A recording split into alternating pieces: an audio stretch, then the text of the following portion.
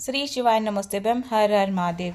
साल की पहली पूर्णिमा, पौष माह की पूर्णिमा है। यह जो दिन बृहस्पतिवार के दिन पड़ रही है, 25 जनवरी को पड़ रही है। इस दिन आप कुछ दान अवश्य करें, पवित्र नदियों में स्नान करें। ऐसा करने से आपके सभी पाप जो होते हैं उनका नाश हो जाता है और कर्मों का फल आप कर जो अभी अच्छे कर्म करते हैं उनका फंड भी आपको अच्छा ही मिलता है। तो गुरुजी पंडित प्रदीप जी मिश्रा जी के कुछ उपाय हैं क्योंकि इस दिन अद्भुत संयोग भी बन रहा है, जिस दिन सूर्य और चंद्रमा का एक अद्भुत संयोग बन रहा है इस दिन।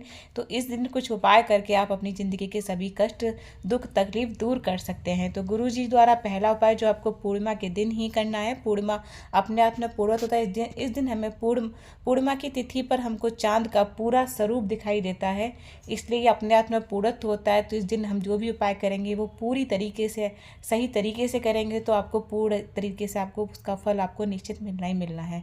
तो गुरुजी ने जो पहला उपाय बताया है, गुरुजी ने बोला है पूर्णिमा के दिन यह उपाय आप सुबह करें तो ज़्यादा अच्छा होगा, या फिर आप शाम के समय प्रदोष काल में करें। आप एक बेलपत्र और एक चावल का आखा दाना, जो खंडित नहीं होना चाहिए, आखा मतलब पूर्ण होता है, पूर्ण दाना लेकर शिव मंदिर जाना है। सबसे पहले आपको बेलपत्री समर्पित करनी है। चंद्रमौली भगवान महादेव का नाम स्मरण करके, चंद्रमौली भगवान का नाम करके एक बेलपत्री समर्पित करने के बाद में जो चावल आप लेकर गए एक दाना, उसको अपनी कामना करते हुए, जो रोग मुक्ति है या कोई धन की समस्या है, जिस कारण से भी कोई आपकी जो भी कामना है, कोई प्रशासनिक कार्य है, अगर आप उसके ऊपर बेलपत्री के ऊपर यह समर्पित कर दें चावल का दाना, इससे आपकी जो भी मनोकामना है वो अवश्य पूर्ण हो जाएगी। और जब याद रहे, बेलपत्री आप जब समर्पित कर रहे हो तो जिसमें बेलपत्री की जो डंडी वाला हिस्सा है वो अपनी ओर होना चाहिए। जिधर भी आप बैठे हैं तो बेलपत्री की डंडी का हिस्सा अपनी ओर होना चाहिए। गुरुजी ने इस प्रकार से यह कथा में वर्णन किया हुआ है कि बेलपत्री का मुख, जो डंडी का हिस्सा है, वो अपनी ओर होना चाहिए और उसके ऊपर एक चावल का दाना अपनी कामना करके आपको समर्पित करना है। ऐसा करने से आपकी जो भी इच्छा है वो बहुत जल्द पूर्ण हो जाती है।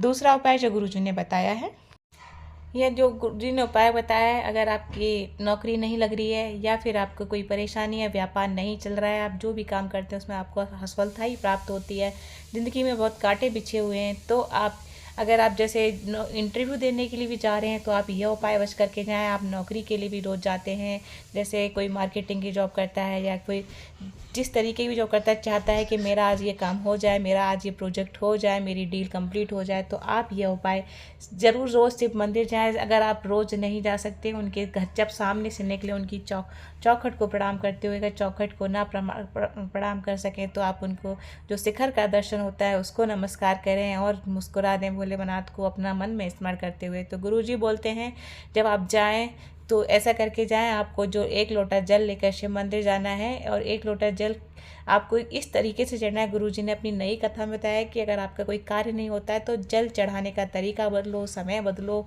जिससे आपका वो कार्य सिद्ध होकर ही रहता है, जो कि भोलेनाथ की ऐसी कृपा हो जाती है कि आपका वो कार्य पूरा होता ही होता है।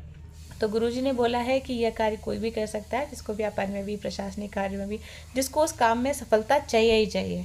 तो गुरुजी ने बोला है माता अशोक सुंदरी के स्थान से आपको जल चढ़ाते हुए एक धार में चढ़ाते हुए ले जाना है, ब्रेक नहीं करना है, धार को चढ़ाते हुए देवारी देव महादेव के शिवलिंग तक लाना है, धीरे धीरे अपनी कामना करते हुए, जिसमें श्री शिवाय नमस्तेभम बोलते हुए और अपनी मनोकामना करके श्री शिवाय नमस्तेभम बोल का उच्चारण करते हुए आपका पूरा जल महादेव के ऊपर धीरे धीरे धार से, पतली धार से समर्पित कर देना है, जिससे महादेव आपके दुख हमेशा के लिए दूर कर दें।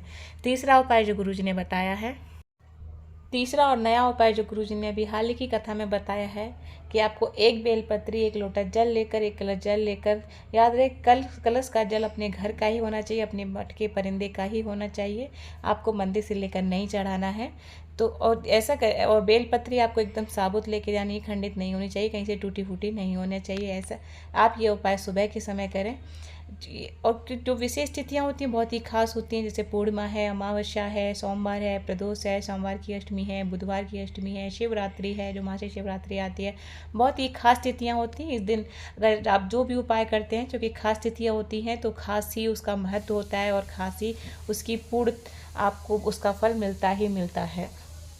तो अगर आप लेकर जाते हैं तो बेलपत्री की जो बीच नीचे की जो 2 पत्तियां होती हैं, बीच की पत्ती को छोड़ के नीचे की जो 2 पत्तियां हो, उनका स्पर्श करके आपको देवादिदेव महादेव को अपनी धन प्राप्ति के लिए, कि मेरा कार्य नहीं चल रहा है, मेरा धन नहीं आ रहा है, अगर 1 रुपया कमाता हूँ 1.25 रुपया खर्च होता है, घर में धन रुकता ही नहीं है या बीमारियों में खर्च होता है, तो आप नीचे की दो बेलपत्री का जो पत्ते होते हैं, एक बेलपत्री में नीचे की 2 पत्तियां होती हैं, उनको पकड़ कर आप देवादिदेव महादेव को अपनी कामना करते हुए, जो भी आपकी कामना है, समर्पित कर देते हैं। ऊपर से 1 लोटा जल समर्पित कर देते हैं। ऐसा करने से आपके घर में धन रुकना शुरू हो जाता है। यह 3 उपाय हैं जो खास तिथियाँ, खास पूर्णिमा के दिन ही करने हैं, जो गुरुजी ने अभी कथाओं में ही बताए हैं। धन्यवाद। हर हर महादेव। मेरा ये वीडियो आपको कैसा लगा, कृपया कमेंट में हर हर महादेव अवश्य लिखें और मेरा चैनल सब्सक्राइब करें। इस चैनल में जो भी पंडित प्रदीप जी मिश्रा जी द्वारा नए या पुराने उपाय हमको बताए जाते हैं, वो इस चैनल के माध्यम से आप प्राप्त कर सकते हैं। अगर आपका कोई क्वेश्चन है तो कमेंट के माध्यम से अवश्य पूछें। धन्यवाद।